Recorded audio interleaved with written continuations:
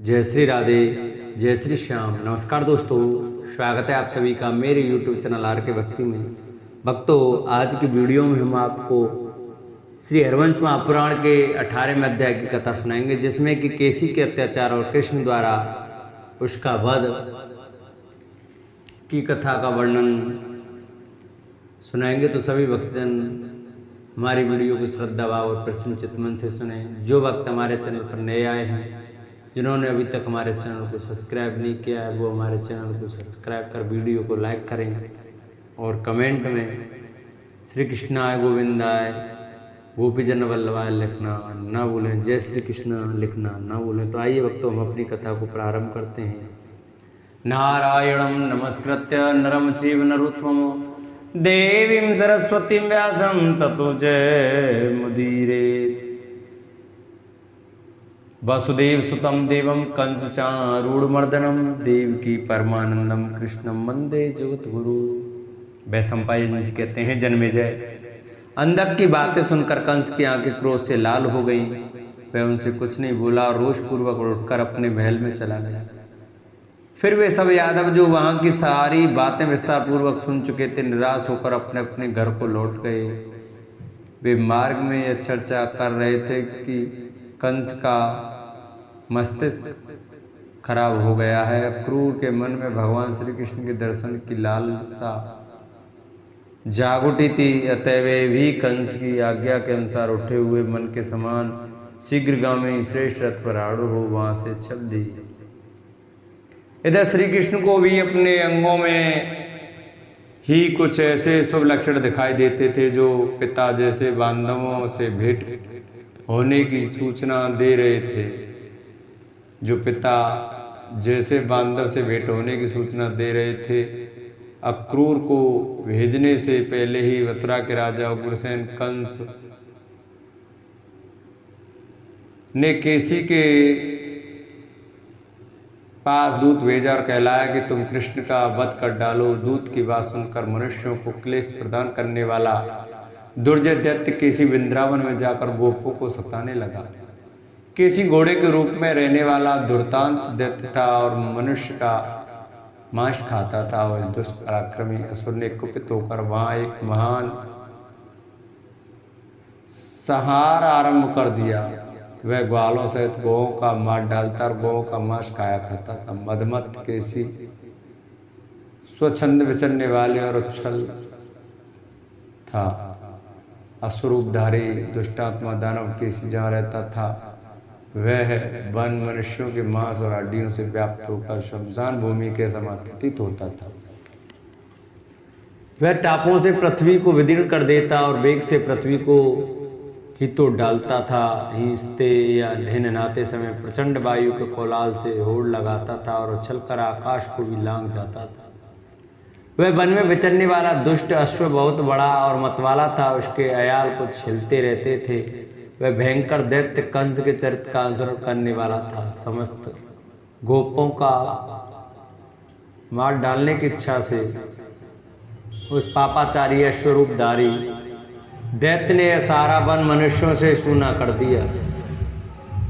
उस दुराचारी ने यह विशाल वन दूषित कर डाला था। वन से ही जीवन निर्वाह करने वाले मनुष्य गोधन भी कहीं उस वन का सेवन नहीं करते थे। मत के कारण वह सदाचार से भ्रष्ट हो चुका था और अधिकतर मनुष्यों के ही मांस खाता था। उसके निवास स्थान में होकर जो रास्ता जाता था उसे उसने अगम्य बना दिया था। एक समय मनुष्यों के शब्द का अनुसरण करता हुआ केसी क्रोध में भरकर वृंदावन के भीतर गोपों की बस्ती में गया। उस समय उस पर काल सवार था। उसे देखते ही गोप और गोपांगना शिशुओं को साथ लेकर भागी तथा करुण क्रंदन करती हुई जगत के रक्षक अपने स्वामी श्री कृष्ण की शरण में आ पहुंची।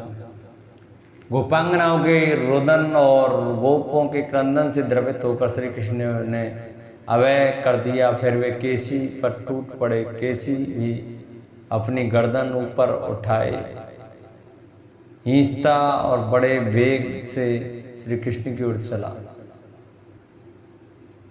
उस समय वह दांत दिखाता हुआ आंख फाड़ फाड़ कर उनकी ओर देख रहा था। उस अश्वरूपधारी दानव केशी को अपनी ओर आते देख भगवान श्री कृष्ण उसका सामना करने के लिए आगे बढ़े। मानो श्याम मेघ चंद्रमा की ओर जा रहा हो। श्री कृष्ण को केसी के निकट खड़ा हुआ देख उनके प्रति मनुष्य बुद्धि रखने वाले हितैषी गोप उनसे इस प्रकार बोले, ता श्री कृष्ण तुम सहसा इस नीच अश्व के पास न चले जाना, क्योंकि तुम अभी बालक हो और यह पापात्मा एक दुर्दश दैत्य है। ताते कंस का बाहर विचरने वाला सहज प्राण है, बड़े बड़े अश्वराजों में उत्तम है। युद्ध में इस दानव की समानता करने वाला कोई नहीं है। समस्त प्राणियों को त्रास देने वाला यह दैत्य घोड़ों में सबसे अधिक बलवान है। संपूर्ण भूतों में से किसी के लिए भी यह बाध्य नहीं है। पापाचारियों में यह सबसे अग्रण्य है। प्रयुक्त बातें कहने वाला गोपों का यह कथन सुनकर शत्रुसूदन भगवान मधुसूदन ने केसी के साथ युद्ध के लिए विचार किया। तदंतर वह अश्व दाएं बाएं चक्कर काटता हुआ अपने दोनों पैरों से क्रोधपूर्वक वृक्षों को तोड़ने लगा। उसके लंबे अयाल वाले मुख और घने केशों के ढके हुए कंधे पर जो मेघों की लहरों के समान बलियां चमड़ों के सिकुड़ने से बनी हुई रेखाएं थीं, वे क्रोध जनित जल पसीना टपकाने लगे।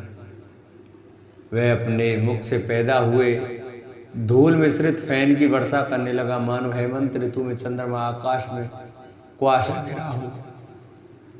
भरत नंदन अपने हिसने के साथ निकले हुए जलकणों तथा मुख से गिरते हुए फैनों द्वारा कमल नयन श्री कृष्ण को नहला दिया। अपनी टापों से उठकर फैली हुई धूल से जो मुठेड़ी के चूर्ण की भांति कुछ कुछ पीले रंग की थी, उस घोड़े ने श्री कृष्ण के मस्तक के बालों को कुछ लाल सा कर दिया। केसी के पैर वहां उछल कूद मचा रहे थे। वहां अपनी टापों से पृथ्वी को खोदता और दांतों को पीसता हुआ श्री कृष्ण की ओर दौड़ा। अश्वों में श्रेष्ठ केसी श्री कृष्ण के साथ उलझ गया। उसने अपने दोनों आगे वाले पैरों से उनकी छाती में प्रहार किया। उस बलवान दावानल ने अलग अलग अगल बगल से बारंबार अपनी टाप चलाई और अमित तेजस्वी श्री कृष्ण घोर प्रहार किया। तीखी डाढ़ से जिसका आयुध थी, उस भयानक मुख के द्वारा रोष में भरे हुए उस घोड़े ने श्री कृष्ण की भुजा के अग्रभाग को दांत गड़ाकर घायल कर दिया। लंबे लंबे आयाल से सुशोभित केसी श्री कृष्ण के साथ जूझता हुआ उसी तरह शोभा पाने लगा जैसे आकाश में अंशुमाली सूर्य के समान।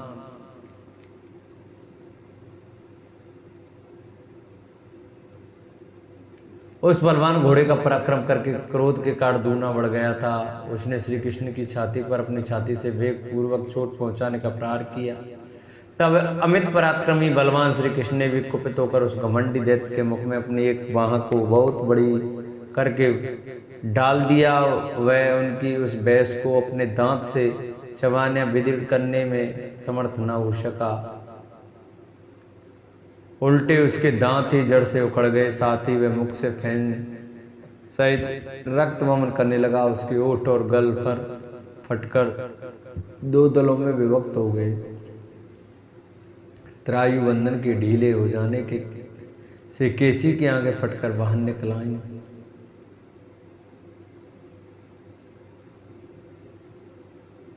उसके होठों का निचला भाग फटकर निकल गया। उस बांह से अविष्ट होने के कारण उसके फटे हुए दोनों नेत्रों से रक्त बहने लगा। उसके कान भी उखड़कर गिर पड़े तथा चेतना नष्ट हो गई। उस अवस्था में केसी बारंबार छटपटाने लगा। वह बार बार पैरों को छालने तथा मलमूत्र छोड़ने लगा। उस प्रकार उसका एक एक अंग और रोम रोम खिन्न हो उठा था।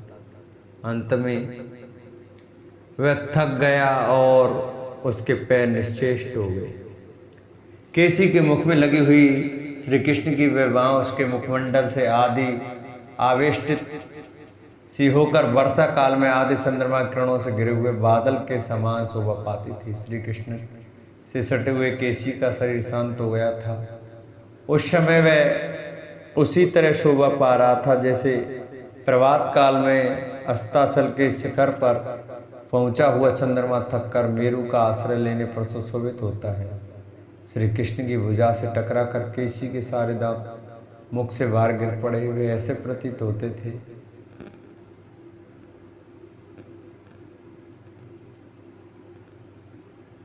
मानो शरद ऋतु के जल शून्य श्वेत बादलों के टुकड़े बिखेरे हुए हो। जब केसी भली भांति शांत हो गया तब अनायासी महान कर्म करने वाले श्री कृष्ण ने अपनी बाहों का बहुत बड़ी करके उस दैत्य के शरीर को बलपूर्वक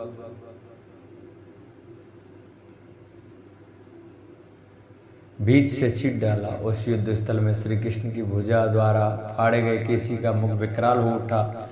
वह दानव व्यथित होकर बड़े जोर जोर से अर्थनाद करने लगा। उसके सारे अंग शिथिल हो गए। वह एक चक्कर काटता हुआ मुख से खून उलग रहा था। उसका शरीर कई अंगों से हीन हो चुका था। वह ऐसा दिखाई देता था मानो किसी पर्वत को बीच से चीर डालना गया हो। श्री कृष्ण की भुजा से जिसका मुख फट गया था वह दो भागों में बटा हुआ मां भयंकर उस दो टुकड़ों में कटे हुए हाथी के समान पृथ्वी पर गिर पड़ा। श्री कृष्ण की भुजा से कटे हुए शरीर वाले केसी का रूप पिनाक पाणी भगवान रुद्र द्वारा मारे गए पशु महिषासुर के समान अत्यंत भयंकर प्रतीत होता था।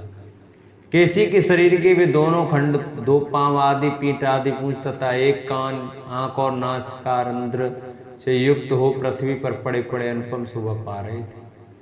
केसी के दांतों से घायल हुए श्री कृष्ण की विवाह ऐसे सुशोभित हो रही थी मानो वन में गजराज के दांतों के आघात चिन्ह से अंकित कोई बहुत बड़ा साल का वृक्ष हो। इस प्रकार युद्ध में केसी को मारकर उसके शरीर के टुकड़े टुकड़े